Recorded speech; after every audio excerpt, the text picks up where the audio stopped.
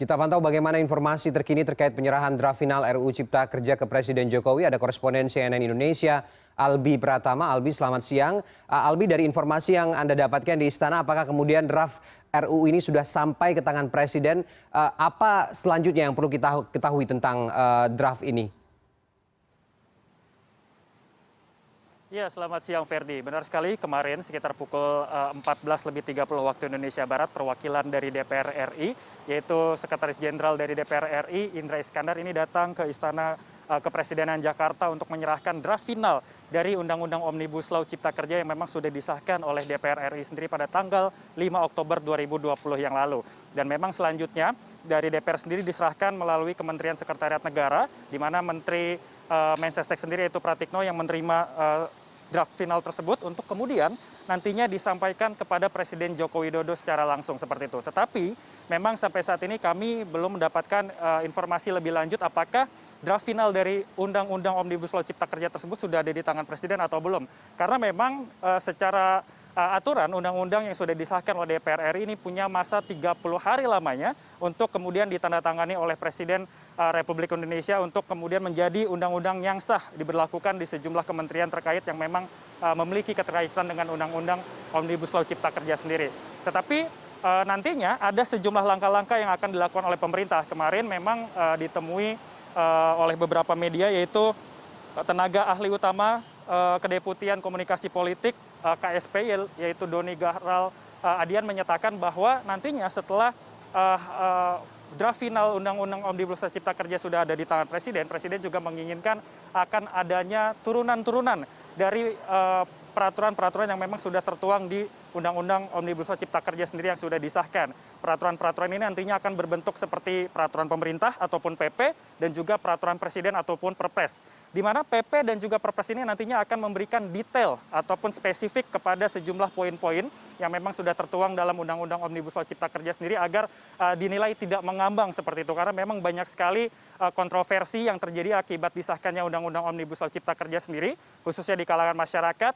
Dan yang paling menjadi kontroversi adalah beberapa klaster yang memang diinginkan oleh beberapa elemen masyarakat tersebut untuk ditolak seperti itu. Seperti misalnya klaster ketenagakerjaan dan juga klaster yang membahas isu tentang lingkungan hidup. Di mana terkait dengan rencana turunan-turunan ini sendiri, Presiden nantinya meminta waktu lebih kurang 3 bulan lamanya, yaitu kalau misalnya terhitung sejak tanggal 14 Oktober 2020 kemarin, maka limit ataupun batas waktu yang ditentukan yaitu sekitar pertengahan Januari 2021.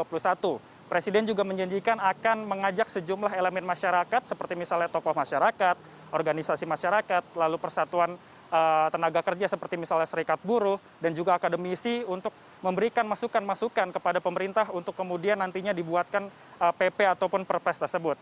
Tetapi di sisi lain, tadi saya juga sempat melakukan komunikasi dengan Presiden KSBSI atau Konfederasi Serikat Buruh Seluruh Indonesia yang menyatakan bahwa pihaknya mengaku sudah dihubungi oleh Kementerian Ketenagakerjaan untuk kemudian nanti dimintakan pandangan-pandangan terkait dengan Undang-Undang Omnibus Law yang akan dibuatkan peraturan turunannya seperti PP dan juga Perpres sendiri. Tetapi mereka belum memutuskan apakah akan bergabung atau tidak. Karena memang sampai saat ini mereka memilih untuk mengajukan uji materi ataupun judicial review kepada Mahkamah Konstitusi dan menggugat untuk melakukan penolakan terhadap Undang-Undang Omnibus Law sendiri agar tidak jadi terbit. Sehingga mereka merasa bahwa ajakan tersebut menjadi sesuatu hal yang kontradiktif dengan apa yang akan mereka ajukan. Karena mereka menilai kalau misalnya mereka mengikuti ajakan untuk membuat turunan-turunan daripada peraturan tersebut, itu sama saja mereka menyetujui secara tidak langsung Undang-Undang Omnibus Law yang sudah disahkan. Dan mereka nantinya akan melakukan konsolidasi lanjutan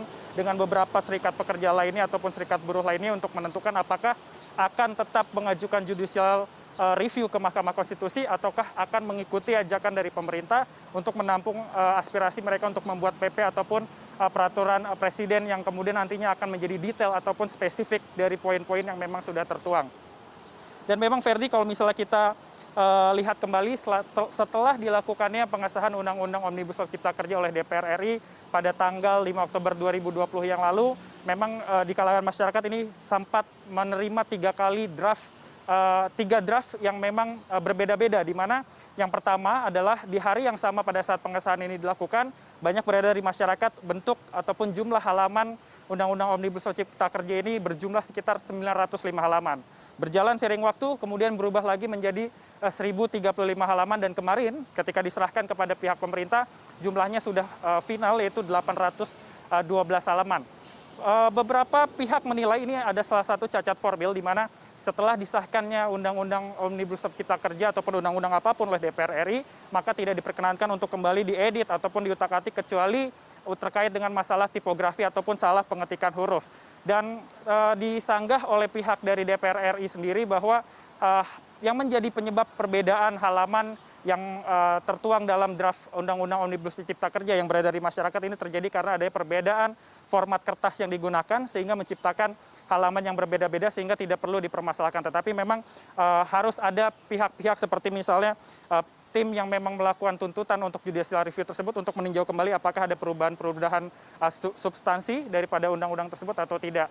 Dan memang sampai saat ini kita juga masih akan terus menunggu terkait dengan perkembangan draft Undang-Undang Omnibus Law Cipta Kerja sendiri, apakah akan langsung ditandatangani oleh Presiden Joko Widodo atau waktu yang nantinya akan menjawab selanjutnya. Begitu, Ferdi.